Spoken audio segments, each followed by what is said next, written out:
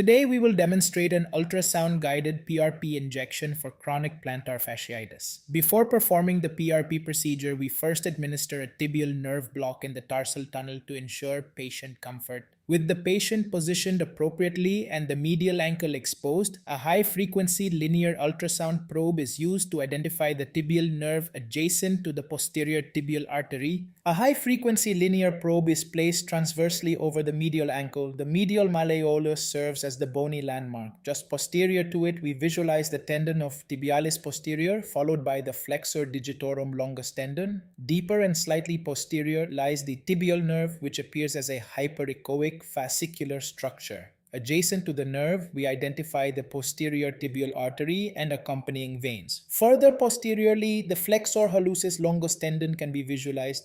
Usually tibial nerve lies posterior to the vessel, but here the nerve lies anterior to the vessel, which is an anatomical variation. Using an in-plane approach, the needle is advanced carefully toward the tibial nerve and 1% lignocaine is injected. It is important to visualize the local anesthetic spreading circumferentially around the tibial nerve to confirm adequate perineural distribution. After achieving satisfactory spread, we wait for a few minutes to allow the block to take effect. Once adequate anesthesia is achieved, the patient is positioned prone with the foot hanging freely over the edge of the table.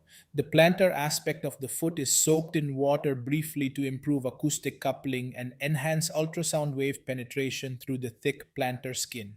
Under ultrasound guidance, the plantar fascia is identified in the long axis view, typically appearing thickened and hypoechoic in cases of chronic plantar fasciitis. Using an in-plane long-axis needle approach, the needle is advanced under continuous visualization.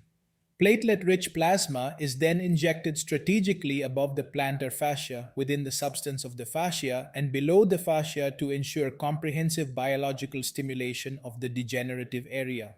The goal of this technique is to promote tissue healing and collagen remodeling at the plantar fascia enthesis while maintaining precision and safety under real-time ultrasound guidance.